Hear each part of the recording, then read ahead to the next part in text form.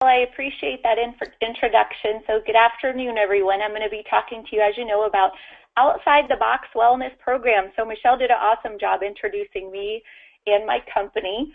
She also mentioned that we're going to be using the chat box today. So I'd love to keep this a little bit interactive, where you guys are able to talk back and forth to me, and it's not just me talking at you. So in a couple of slides here, I'm going to be asking you to give me some input on some of the things that you're doing out there in your wellness programs.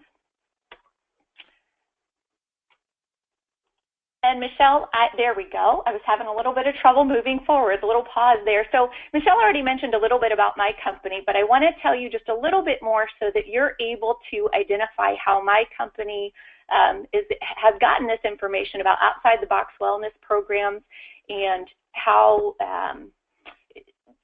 I've gotten some of the information about specific programming, as well as what kind of relationships I have with different employers. So in general, I work with employers and healthcare systems with their health management strategies and wellness implementation, but no one account really looks the same. So for example, sometimes I work with companies, and my job in working with them is the strategy only around their executive wellness program, because maybe they already have a wellness coordinator, or maybe they already have wellness programs, but they really haven't gotten that engagement that they need from the C-suite, from the CEO. And as we all know as wellness professionals, that's one of the first things that makes an effective long-term wellness program. You got to get your senior managers and your CEOs on board. So there's several companies I work with, and that's the strategy that I help them with. I also work with other companies just on their blue-collar strategy. So strategies around working with the blue-collar population. How do you get them engaged in wellness? How do you get them to care about their health? And sometimes their goals aren't necessarily, oh, we want to get them healthier so we can save money on healthcare. Sometimes the goals are more around, the turnover rate is just really, really high with these populations of people. And our goal is to just keep them around longer, make them happier, provide them with fun, healthy programs for them and their families so that the turnover rate is much lower. I also work with physicians and physician groups. There's many people in the medical community now that are really looking to incorporate wellness and preventative care into their practices. So on the medical side of things with physicians, they're not traditionally trained on nutrition or preventative care or fitness, and so they not only need help around the education part, but they really don't understand yet how to implement those types of programs into their practice. So that's really great news for us that physicians are looking to partner with wellness professionals and bring this into their practice.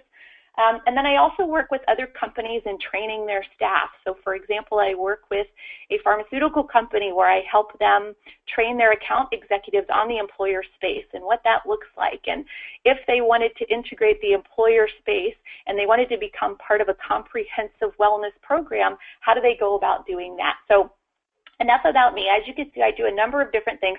My background is actually in exercise physiology, nutrition, and health promotion. And so I've learned over the last 11 or 12 years working in healthcare and wellness a lot. So I'm going to be sharing some of the things that I've learned on my journey with you as well. So first off, why do we want to think outside the box? There's a lot of really great resources out there for us about how to get a wellness program started and what are the steps. So you guys are probably familiar with the WellCOA Benchmarks to Success. It's 7 steps in starting a successful wellness program. The first step with engaging the CEO, that one of the next steps is having a leadership team that runs your wellness programs, and those are all really great resources. They can provide you with a great template to get started, but from my experience, especially about 10 or 11 years ago, we started using strategies similar to that, and everybody started throwing out kind of the same type programs. So let's get people answering a health risk assessment, and let's offer some fitness classes, and let's offer some tobacco cessation courses. And so when you use that template, but you don't utilize communication strategies with your employees, you're not necessarily getting the buy-in from the employees first. So one of the things that I've learned over the last 10 years is a major part of creating a successful wellness program as one of your very first steps, even before possibly in some cases you engage your CEOs and your C-suite, is to get out there and talk to your employees, because a lot of times when you talk to them about what their needs are and what their wants are and what they're struggling with and what their health concerns are, it's not always what you think it is. So wellness, just like people, is very multidimensional, and it needs to be customized. So we want to think outside the box, because it's outside the box where you're going to come up with programs that fit your individual employees as well as the culture where you work. We really need to give our employees or patients or members, whoever it is you're working with, autonomy in choosing their resources and goals. We really need to educate them first and then be able to give them a number of different options that they can choose from. So, for example, I know for many of us, if we look at aggregate data on our population, it's very likely that we show there's a high percentage of people who are overweight or obese. So you might think as a wellness professional, well, oh my gosh, I have 65, 75% of my people that are overweight or obese, so they need weight loss, so I'm going to offer a weight loss program. Well, if your employees don't ask for a weight loss program, even if maybe they could benefit from weight loss, but you come at them with a weight loss program that here, we created these great weight loss programs for you, you can almost picture how people would maybe put up a barrier.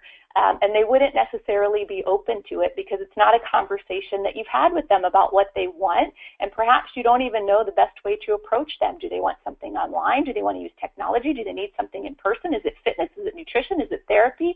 And so again, just highlighting the importance of really talking to your employees and coming up with a communication strategy around what type of programs do they need and what kind of resources are going to be beneficial for them.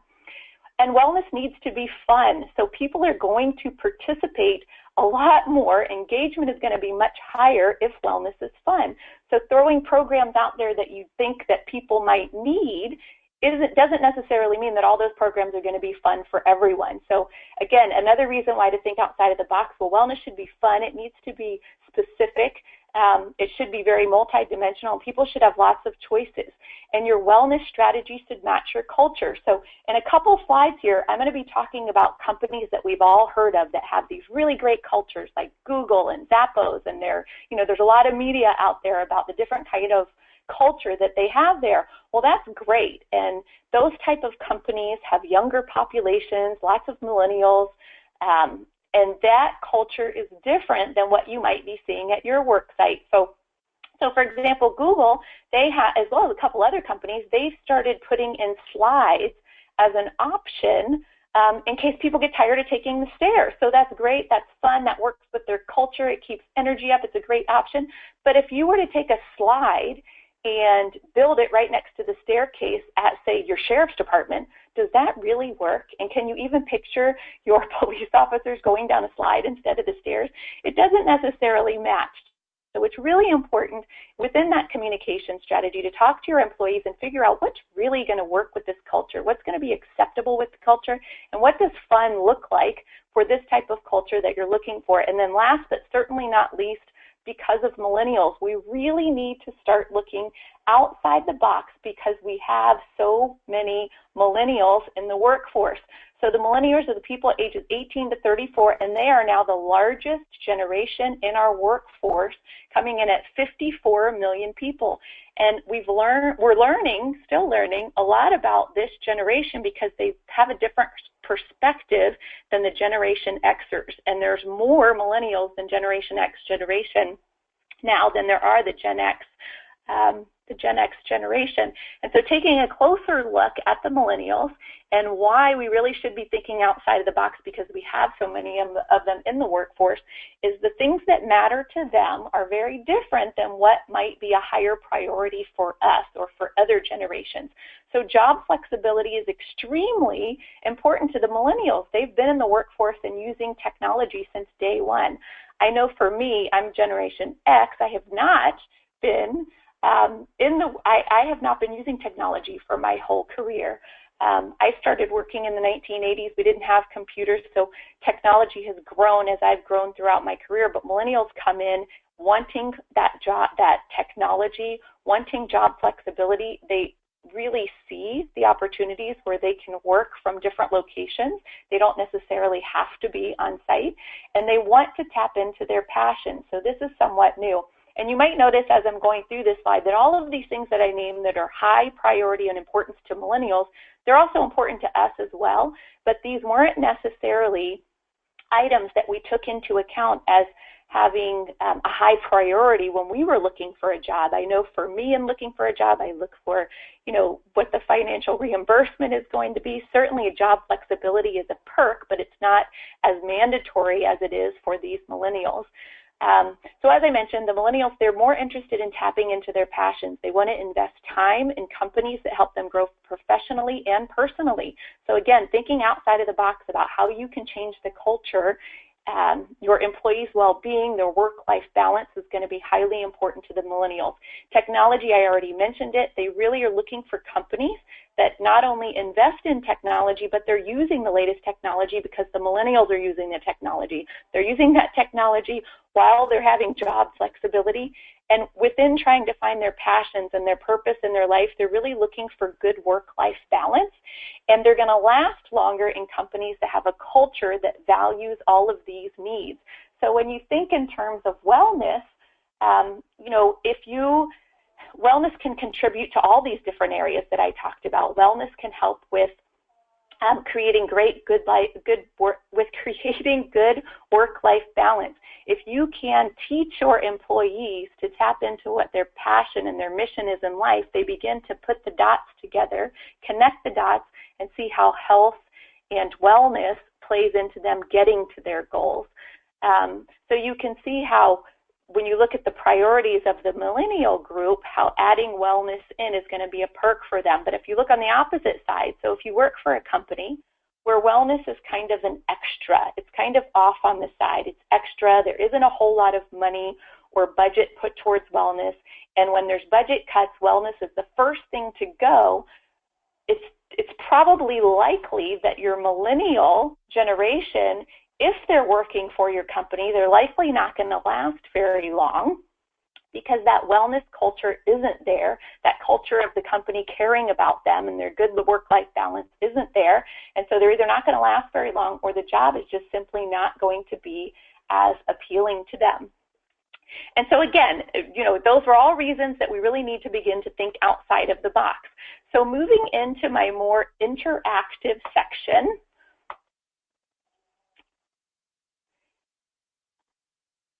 and Michelle, if you're there, I'm having trouble advancing my slide. And there you go. Oh, there we go. So I apologize. I'm not sure what's happening. There's a little bit of a delay with advancing my slide, but this is the part where I want to be interactive with you as a group. So I want to hear from you what's inside your box. So we're talking about, programming that's outside the box, that's non-traditional, that changes culture. You about what kind of programs are pretty typical to you. So if you'll go over to the chat box, and it would be great if you could type in programs that come to mind when you typically think about employee wellness and programs that people have. So I've written on my slide a number of these programs, things like health risk assessments, and feel free to repeat this in the chat box. But fitness center, those are things that we all have. Maybe employee health education and lunch and learns. Maybe some weight loss competitions or weight loss programs, some movement competitions. These are all things that we hear about when we go to conferences. These are all things that many of you are probably already offering. We know the high cost of tobacco users, so majority of us are offering tobacco cessation programs. We might even be getting into looking at healthier nutrition options with vending and cafe options, and we might even be looking at programming that's based on aggregate data. And so just to back up a little bit, it was 10 or 11 years ago for me that I began working in corporate wellness and working with health plans. And what we did as a first step was really look at our population. So we would look at that aggregate data, look at maybe if we had access to it, our claims data, what are we spending money on and where would we like to decrease a cost? And then we would immediately implement programs that focused on those areas. And so the issue with that and the problems that we've run into is that engagement isn't very high in those type of programs because you didn't implement a communication strategy with your employees and you didn't necessarily ask them what it was that they were looking for and what it was that would help them. So I'm not seeing, oh, there we go. So I'm seeing my activity on my chat box now. So flu vaccinations, good. That's another one that seems to be more inside the box. A reduced rate for gym membership, exercise classes. These are all great ones. So you guys are all on the same, all the things that are really great options for our employees. You can benefit from them, but they tend to be more the typical programs that we see out there in employee wellness. So moving into some of the actual programs that are somewhat outside of the box, I'm going to be sharing with you a couple different things. So I'm going to be talking to you about some of the clients that I have now and some of the outside-the-box programming that they've implemented that has been effective. I'm going to give you some of the details around those programs and why they are considered a little bit outside of the box. But I'm also going to be sharing with you programs that some of my colleagues have. So they're not necessarily my clients, but it's people that I've worked with for years that have presented on and shared different programs that they've done that have been effective.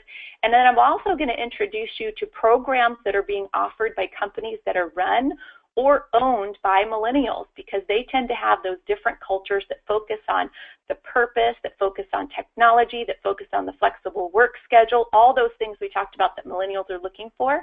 I'm also going to focus a little bit on those companies that get all the media attention, the Google companies. I'll talk about, what they're doing at Google that's innovative and works for their culture. I'm also going to talk about Zappos and a couple other companies that get the media attention, because I always think those are fun to talk about. And I just want to mention that some of your best resources in finding outside-the-box type programs and for looking for resources on how to manage programs, how to implement them, how to track, how to look for outcomes, you can really find a lot of that from your colleagues. So I encourage you to go out there and network with different organizations that are maybe doing the same type of work or have the same type of culture that you do. Ask them what they're doing. Steal each other's ideas. I've always been a big encourager of us getting out there and stealing each other's ideas, because in general we're not competing against each other when we're trying to get employees and communities healthier. What we're trying to do is get communities and employees healthier. It's not necessarily a competition between communities and different types of employers, but when we work together we actually become much better at it. So we're looking at specific programs. I'm going to start out with different programs that people have had that are outside the box. I'm going to look at specific health themes that different companies have, and then we're going to lastly talk about outside the box type cultures that are out there and things that companies are doing that are a little bit different, where they're seeing results, where people are loving working there, and it's a very positive health promoting culture. And my goal really for you today is to be able to walk away with at least one idea that you can either implement or one idea that you can investigate when you leave here today. So moving right in to my first program. So this is a program called Why Wait, and this focuses on incentives. So all of us hear about incentives all the time. Are they good? Are they bad? Incentives don't work. Maybe incentives do work. I've attended a number of workshops where they've actually done a lot of research on incentives, and you still kind of walk away inconclusive. Well, I don't know, they kind of work. But you want to keep in mind that the reason that most companies are implementing incentives is because you're trying to get more people to participate. So people who might not participate in a program that you have, you want to get their attention and get them to participate. And that's all the incentive is for. The incentive is not necessarily put out there because you're going to change someone's behavior with it. I'm not sure that any of us expect that.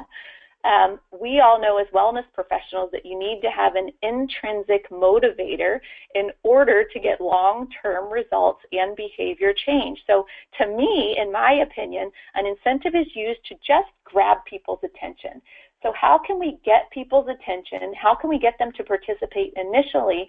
And then you have that audience of people that's a little larger than you would have gotten if maybe you didn't offer the intensive, and it just creates an opportunity for you. So in my opinion, I believe that incentives do work. Incentives do get more people to participate. Incentives do give you a bigger captive audience to start with, but they don't necessarily mean you're going to get long-term results or get behavior change, but it's my belief that that's not what incentives are for anyway. So what this program is, this is a program run by the Manage Your Choice Health Plan. Is a weight management program. It focuses pretty much primarily on incentives, but what's different and outside the box around this weight management program is, first and foremost, it's open to anyone. So it's open to you whether you're overweight or not. And the incentive is earned annually, and with every year that you are successful, the incentive goes up. So the thoughts around this program are, well, yes, we can get a bunch of people to participate in a weight loss program if we pay them some money up front, but what if we started to increase the payment for every year that they are successful in the program? So if somebody needs to lose weight and they weigh in, and we tell them, yes, you need to lose weight. You need to lose at least 5% of your weight. And then they come back the following year and they've lost 5% of the weight. And we give them their incentive of $400. And then we tell them, okay, if you lose another 5% because you still need to lose weight and you come back next year, we'll give you $500. And if you do it again the following year, we'll give you $600. And again the next year, $700. So it's a progressively increasing incentive used to see if you can use incentives to get people engaged a little bit longer. And maybe some of those people along the way, over those years of earning increasing incentives, maybe they will realize that there's an intrinsic motivation and there's a reason for them to keep going, and maybe they won't. But for the people that don't find an intrinsic motivation but keep working towards that incentive, is it such a bad thing if they're successful? Because ultimately you are creating some longer-term results because year after year they're being successful. So the details of the program are, the longer you're successful, the more you earn. This program in particular consisted of an annual weigh-in, and that's it. So it was left up to the individual to choose what kind of weight management program they wanted to use. So they had a number of different things available to them. They had a fitness center, they had personal training, they had registered dietitians, therapists, Weight Watchers at work, lots of different options, or they could even do something outside of what's offered at work. Go off on their own, find another personal trainer, go to a gym. It didn't matter. What mattered was that they progressively lost weight in a slow manner and healthfully. So if a person loses weight, they received the gold level reward, which was the most. And on my next slide, I'm going to show you some more details of this program that will help you understand the way it worked. But if a person did not need to lose any weight, so they were already a healthy weight, and they maintain their weight, they also earn the gold reward, which is the highest level reward. So there's an option of a gold reward, which is for, this is the maximum reward. It is for people who lose at least 5% of their weight in a year, or it's for people who are already at a healthy weight and they maintain their healthy weight year after year. A silver reward is for people who are overweight, they need to lose weight, they don't lose the actual 5% that they needed to lose, but they lose at least 2.5% of their weight. So they also get a reward that's not quite as much, and that reward is not progressive. So that reward is the same every year. A bronze reward is for people who need to lose weight, they lose weight, maybe they get the gold reward for the first 2 years, but in the third year they maintain. Well, if their weight loss total was at least 10% and they maintain that 10% weight loss, they can earn a bronze reward. And then for people who lose weight, or actually for people who weigh in, they need to lose weight, but they don't lose weight, but at least they maintained their weight, because as you and I know, it's very easy to gain weight over time, and that creates some health risks as well. So if people are overweight, but they don't lose any weight, but they don't gain, so they maintain and don't gain, they also get a smaller reward. So the program requires an annual weigh-in. I reviewed all those different incentives that are available, and the program actually used BMI as well as a body composition assessment. So we know that BMI isn't accurate for 100% of the population. If we have very fit men, they can have a very high BMI but still be very fit. So we used a combination of BMI as an initial assessment, and then if needed, moved people into a body composition assessment to see, are they at a healthy weight or do they need to lose body fat? And the rewards range from $400 to $800. And here on my next slide, this shows just some details of the program. So again, here's an opportunity for you to steal stuff. If you were interested in duplicating a similar program, or you're interested in the details, this kind of lays it out in an easier way. And this was an actual flyer that was used in the program. So outside the box incentives program. So moving on to another population. So this is a group located here in Florida. This is a client that I work with. This is a company that creates pool heaters. They're located in South Florida. They also have a distribution center in the St. Pete area, and they have a really unique strategy around wellness in general. So they use a program where you identify people by their personality. And so their wellness program is called Color Me Healthy. And so this program is very similar to what you've maybe taken in a Myers-Briggs test or if you've done the DISC test.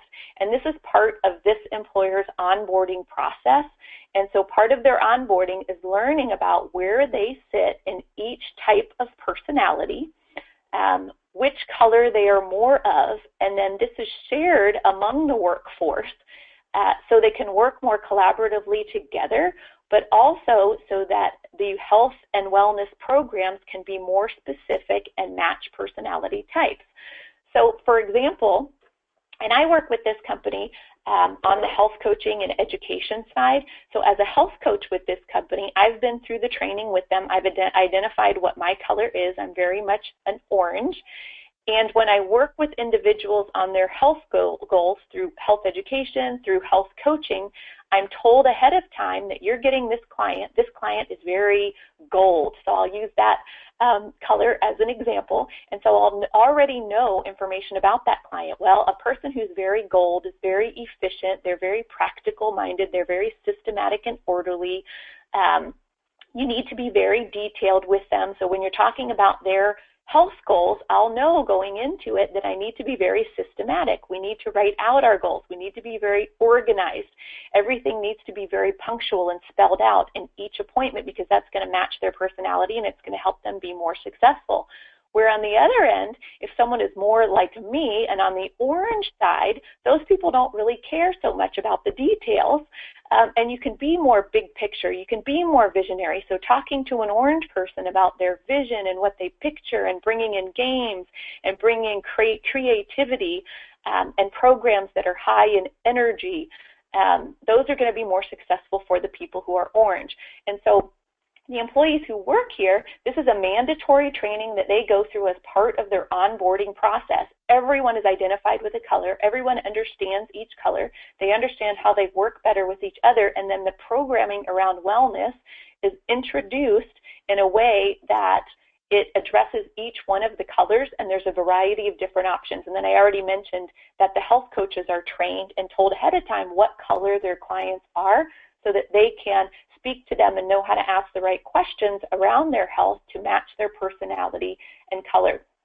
Other highlights about this employer, the colors are displayed all over the offices. It's on their signature lines. They all wear bracelets that display their color. Colors are talked about in conversations. Typically when you go to this work site, people will say things like, oh my gosh, well, you're so green, or oh, you're so orange. Like, people really get what that means, and it's talked about on a daily basis.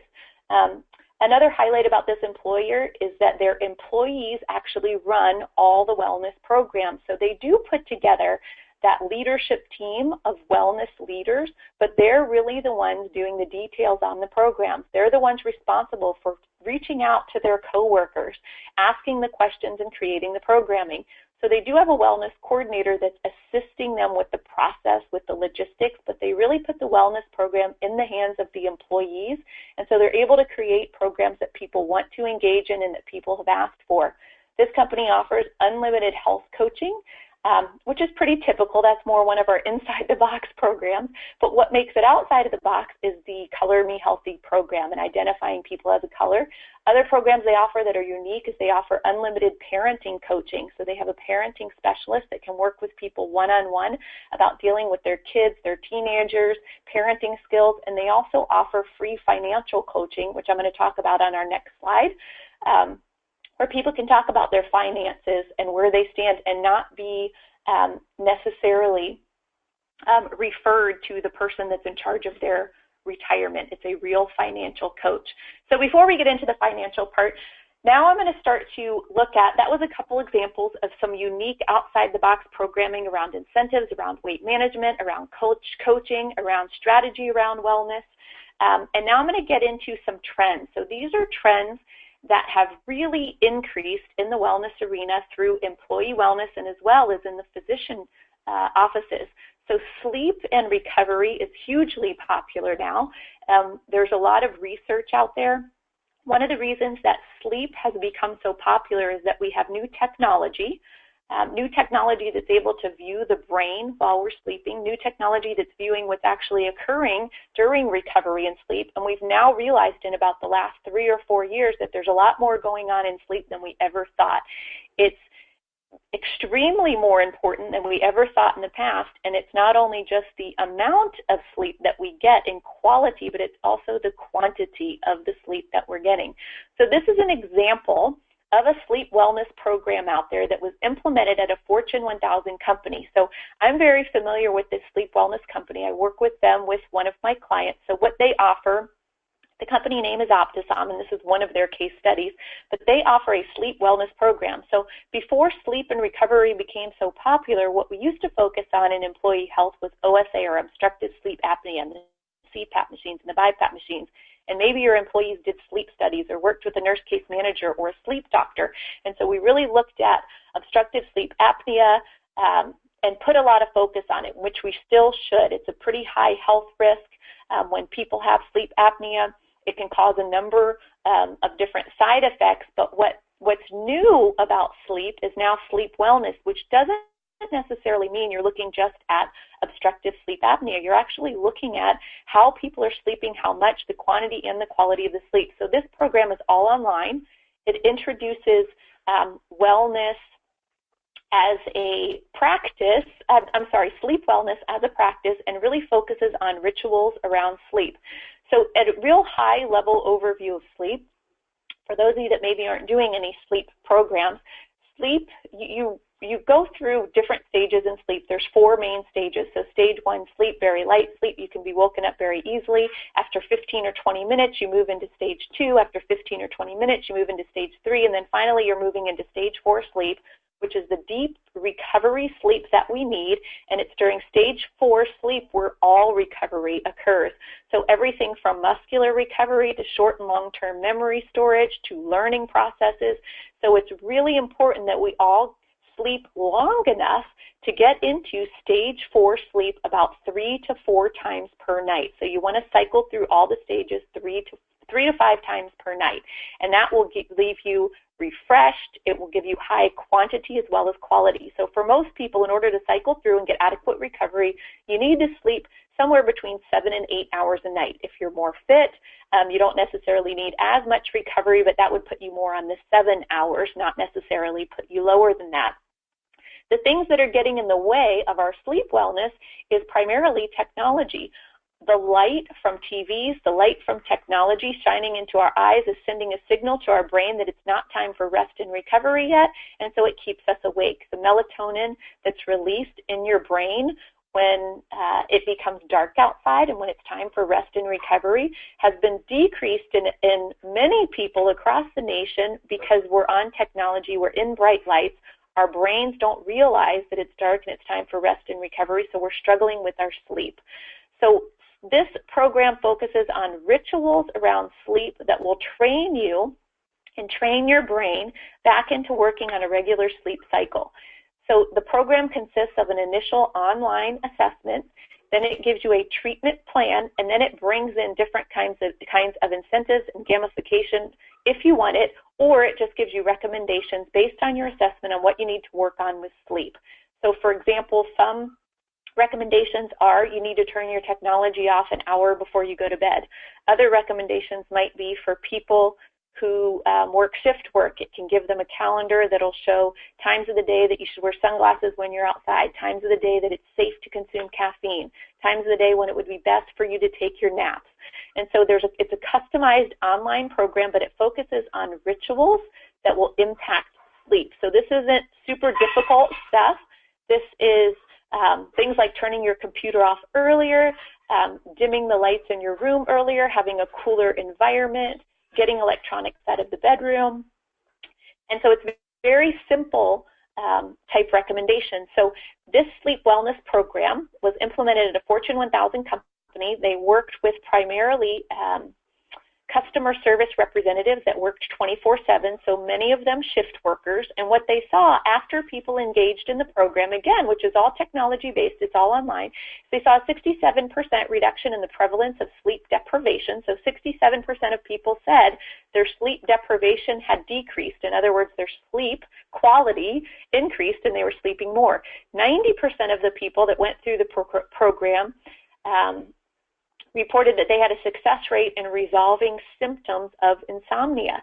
There was an 8 times return on investment based on productivity gains, and this company in particular uses a work limitations questionnaire, so they looked at productivity and they saw an 8 times return on investment, and 82% reported improved overall health, and then I already mentioned there's a customized program for shift workers.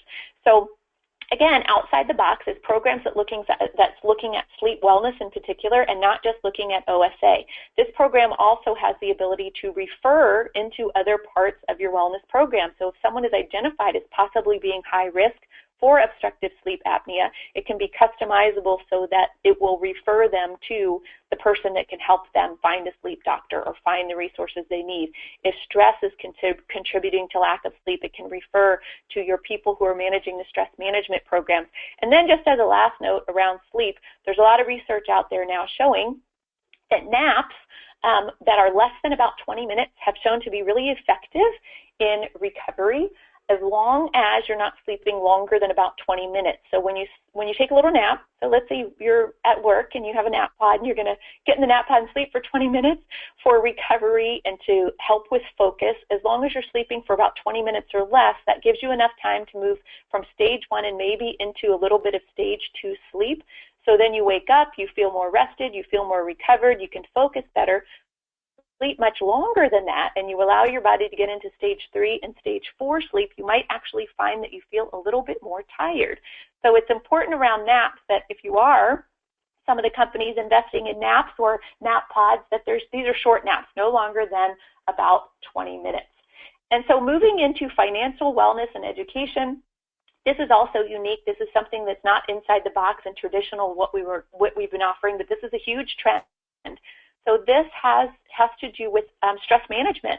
So when you interview and talk to employees, and lots of the employers that I work with, and you talk to employees about what some of their higher stressors are, a high percentage of them are financial related. And so if you're looking at my slide, you can see that financial stress impacts a number of things. It impacts health, relationships, productivity at work, attendance. And so if we can help people manage their budget and manage their money better, it can help decrease stress and they can focus on things that are more important in their life. So in my experience, what I found is a lot of companies have free financial education seminars or free coaching, but they tend to be affiliated with your 401k company or whatever retirement company you have. And so those type of coaches can be effective, but you want to make sure that they're not talking to people just to get them to try and invest more money in the retirement plan. It's more effective to find a financial wellness coach whose main priority is to look at budgeting and give them tools for managing their money, but not necessarily get them to contribute more. Maybe they do need to contribute more to retirement, but they're not working directly for that company. So I've included a link of a person that I've worked with employers. He's not affiliated with any kind of financial institution. He's here local in Florida, but does a number of companies, programs nationwide. And if you were interested in finding a person that could provide either one-on-one coaching or education, you can feel free to contact this company. He said he'd be happy to help you find someone in your area if he wasn't able to help you.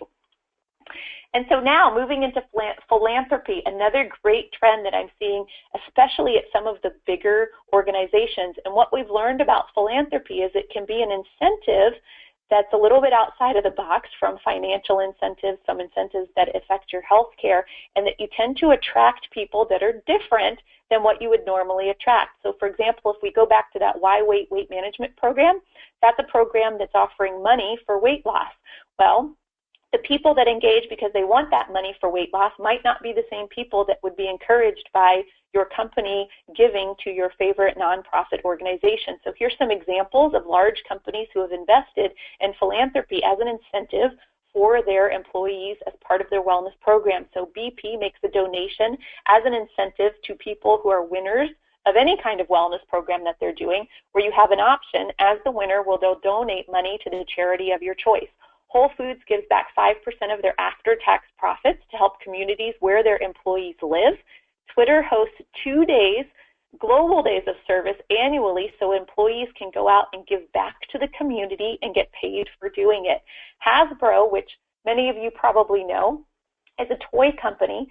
They invest and encourage employees to give back, and they give them 4 hours every month of paid time to volunteer with an organization that benefits kids, and General Mills donates to causes that their employees care about. So again, this might attract different people than what you're used to with your traditional inside-the-box incentives.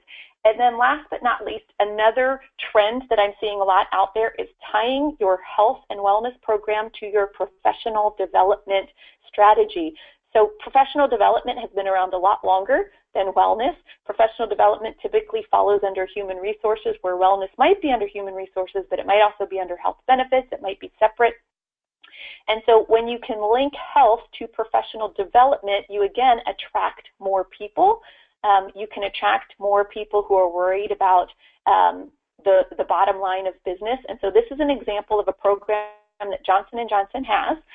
It's called the Corporate Athlete, and it's offered through their Human Performance Institute. So they offer this program to all of their internal employees globally, but they also offer this as a product to other companies. And so this program, it focuses on managing your actual energy, not just time, because it's the key to extraordinary results. So we don't have more than 24 hours in a day, and so if you can maximize your engagement during the time that you have, you become more productive. It trains employees to better manage their energy as an investment in performance, and it teaches leaders how to ignite the power of human energy in themselves and in their company. And then on the back side of that, if you look at, well, how do I manage my energy? How do I increase my capacity for creating energy over time? How do I maximize my performance? Well, it's all concepts in exercise physiology, nutrition, and psychology to maximize engagement. So I look at this as kind of the back door to people healthier in a different way. So different people might be attracted to increasing performance, but yet this will complement any health and wellness strategy because it's the same type of programs. When you can increase the health of your employees, you increase the engagement and the performance. And so moving on, these are different, this is Google, so this is my Google slide, and I'll mention really quick here that I tried to focus on all these companies on the outside-the-box programs that they have. So certainly Google has those inside-the-box programs. They have health risk assessments. They have the gym. They have the personal trainers, all those things that are more traditional. But my slides are focusing on the things that are non-traditional, things that are outside the box. So in looking at Google, if you move closer to work, they'll give you $1,000 for reducing the carbon footprint. So wellness has now turned into more of overall holistic well-being. And for a lot of people, it's important to be green, to maintain our earth. And so that helps with offering programs around reducing the carbon footprint, around having a green workplace, again, attracting millennials. They have parties for staff to swap clothes, household items. They do a car trade-in for their employees. So if you trade in your car for a more environmentally friendly car, they'll help you pay for it. They have the on-site clinics, but in addition to the on-site clinics, they also offer free legal advice on-site. They offer paid time off for new parents, and not only maternity and paternity leave, but they give you a little extra bonus of money you can spend while you're on your maternity and paternity leave. Then we've got the slide that I talked about earlier. So if you get tired of using the stairs, they have their slide. They have nap pods for recovery. They have showers, laundry, swimming, massage, fitness, earth-friendly products, organic gardens, Lego stations, ping pong. So you can kind of visualize that these are all the things that fit into this culture. This is a millennial culture, but maybe not the right culture for different employers that you're working with, or the sheriff's department, like I mentioned. They also have travel insurance, emergency assistance for those that travel, and all the meals are free, breakfast, lunch, and dinner, and snacks. So if you think about it, it is our job to make behavior changes easier for our employers, but it's not our job to make our employees actually change. So if you have employees we don't want to think about it that we're trying to force them to make behavior changes. We're just there to make things easier for when they're ready to make the change. So if you think about someone who's making a change in their health, they're going to start exercising, they're going to start eating better, they're going to reduce their stress. If you can think about a culture that's going to complement that, you can really begin to see in cultures like this one, they can come in the morning, they're paid to work closer, so maybe they're walking into work, they can slide into their office, they can take a nap when they need recovery throughout the day, they can work out on site, they can have their laundry done, they can take their shower, they can go get fresh fruits and vegetables for dinner from the organic garden, they've got time to be creative at the Lego stations and ping pong. You can see how it's really supportive of having a healthier environment. And so moving into another one, Zappos, other outside the box. So what they do, Zappos is a shoe company, if you're not familiar with them. They offer wellness adventures. So employees from different departments, as a team-building activity, they go off-site and they do things fun. So these are physical fun things, but not your traditional exercise. So laser tag, trampolining, recess day with tether balls and volleyball. They give their employees free health care and generic drugs. There's 24-hour telemedicine for their families. They cover the cost of orthodontics. They offer a housing benefit, so their customer service there is 24/7. When people don't have enough time or they're covering a shift or they don't feel like going home, they can actually stay on site because there's housing benefits and options on site. They have their nap rooms. They have 3-on-3 basketball matches during March Madness, and they theme different programs throughout the year. They offer their employees pet insurance, and best of all, especially if you're like me, is 40% off on all their products. OtterBox is another company offering outside the box. So you might start to see a trend here with some of these bigger companies. They're beginning to offer free medical packages. So it used to be 20, 30 years ago that wasn't so uncommon, especially in municipalities. People would get free health care. Then it became unheard of. Healthcare became too expensive. Everyone's charging a premium. Well, we're kind of circling back again. You're beginning to see a number of different companies incorporating free medical and benefits packages to their employees to help change culture. When you're at OtterBox, after you've been there for a year, you then get the opportunity to participate in a life plan 2-day intensive process that helps their employees identify their callings, their strength, and their life mission. So that's, again, where that millennial generation comes in. A self-service smoothie bar. They have an internal social program where you can connect with other employees with similar interests. They're another company that has slides. They have a slide that goes right into their main foyer, and then gaming, things like foosball, pinball, arcade games, they're becoming increasingly popular as well. And then another trend, and here's all the different companies that are investing in it, but creating loyalty, trust, and work-life balance is a focus of a lot of companies. And you do that through things like unlimited PTO and sick time. So companies are moving in a direction that, you might have a certain number of PTO days that are allowed, but most people are ending up working while they're on PTO anyway because of technology. So why not create PTO that's optional for the employees and not track it, and put some trust in your employees that they'll take time when they need it and they'll create some work-life balance. So many of these companies are not tracking PTO or sick time. Many of them are investing in paid maternity and paternity leave, and I won't read all of these to you. But you'll see that there's similarities there around paid medical, paid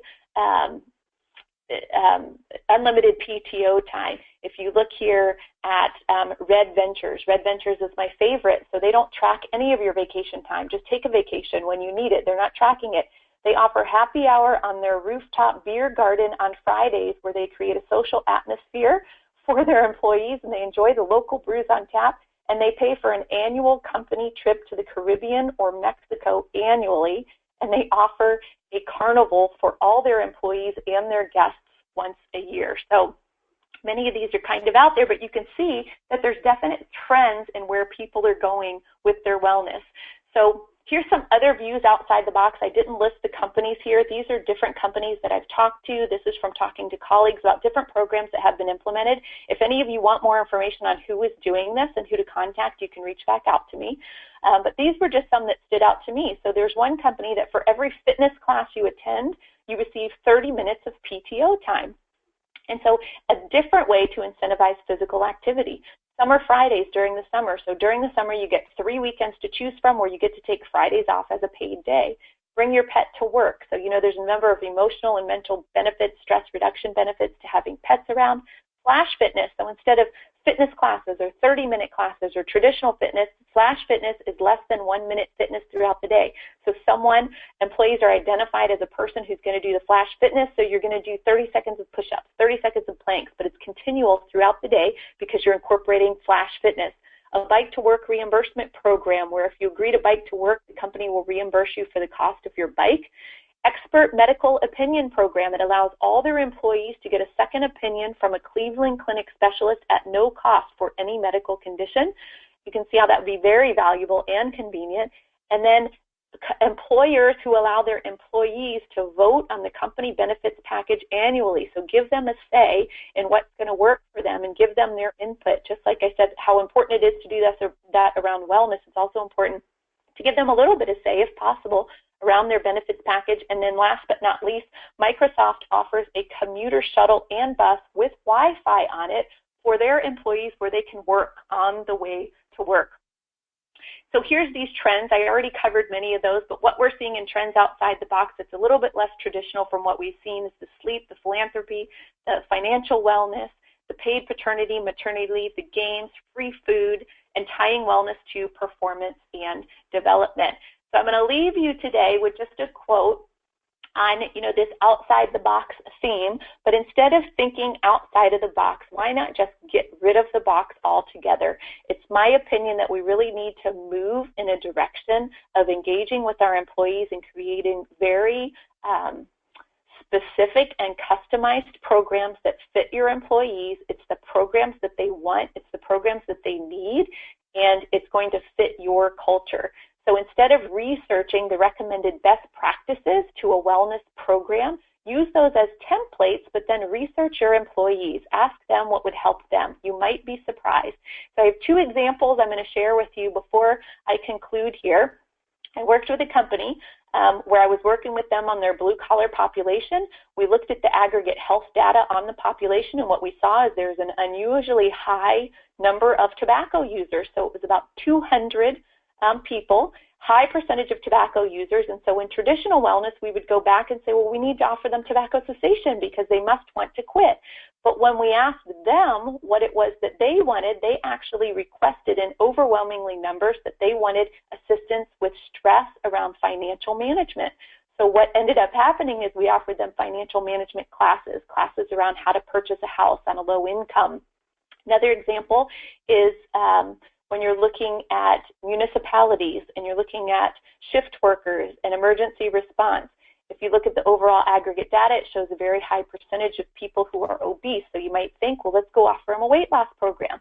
But when you go back and you ask them what they actually want, what they really want help with is sleep. So if you can help them sleep, then you begin to see the needle move a little bit on the weight loss and on the obesity side. So again, ask your employees what they want. Develop a culture that supports health if it happens, but don't expect to make your employees change. You are the supportive services. They spend most of their time at work, but you're not responsible for their behavior change.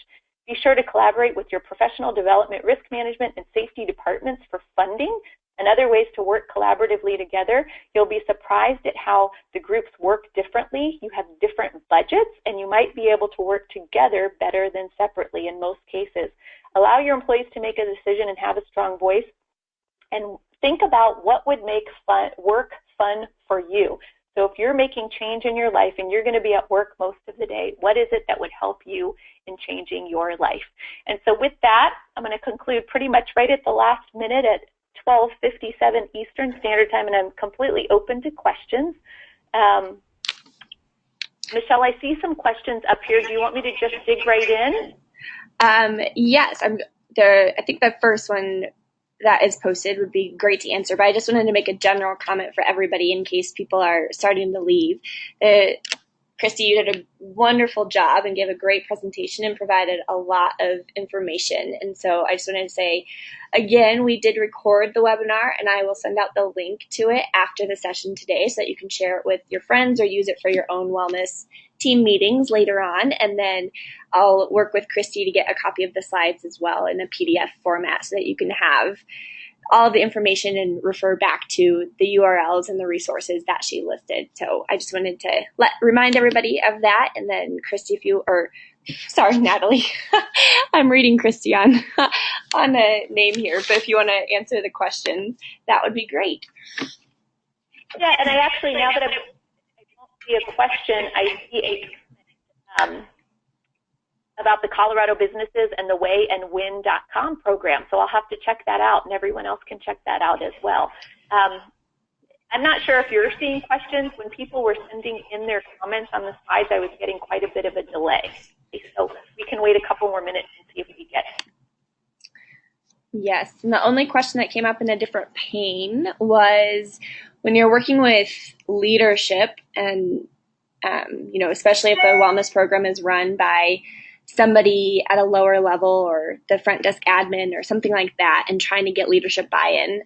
One challenge that is commonly faced is that owners wonder why it's their job to motivate the employee to be healthy at work. So do you have recommendations on how to help individuals share the importance of addressing health in the workplace? Yeah, and I'm not sure I understood your question, so I'm going to repeat it back to you real quick. But I think what you're asking is when you're trying to get leadership on board and wellness professionals at a lower level are struggling with that, are you asking for strategies around that? Yeah, and just sharing, a lot of owners don't think that it's their job to provide health and safety programs in the workplace. So how do you convince them that it's actually a need and should be a priority to focus on? So my strategy that I use in that situation, whether it's the owners or whether there's multiple senior leaderships within the company, is you have to find at least one person who's open to the conversation around the business case for wellness. And what I talk to them about is, it's not just about offering all these fluffy programs at work. It directly impacts your bottom line and your business strategy. And with most companies, there's more than one person at the top, and there's typically one person who is investing in wellness in some capacity in their own life and introducing it to them as a way to improve productivity and performance within the company as your initial conversation, and then starting the conversation that, well, how do you improve performance of your employees? Will you get them at maximum capacity of engagement? More oftentimes, there's a lot of presenteeism happening at work.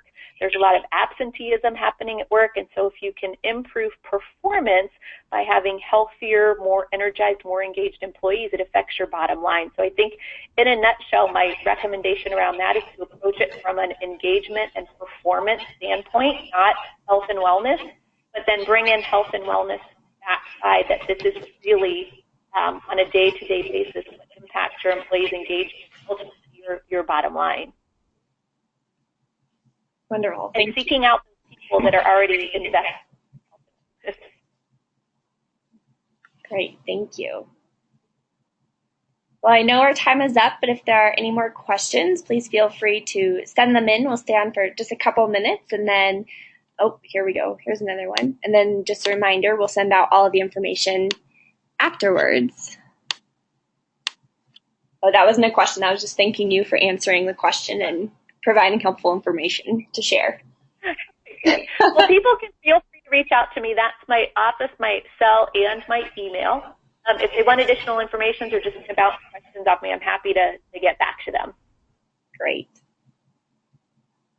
Thank you again so much. You shared a lot of great ideas and helped us think outside of the box, and I'm really excited to try to convince people here on our campus to create a napping room because naps are wonderful. Somebody wants to know, are you on LinkedIn as well, Natalie? Yes, I am. All right.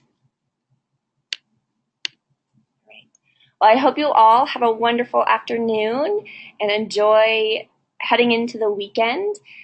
If you need more information, please feel free to reach out to Natalie on questions. She has great ideas, and we're also here at HealthLinks to help as well, provide any additional resources. Let us know if you need anything, and we'll see you next month for our next webinar. Thanks.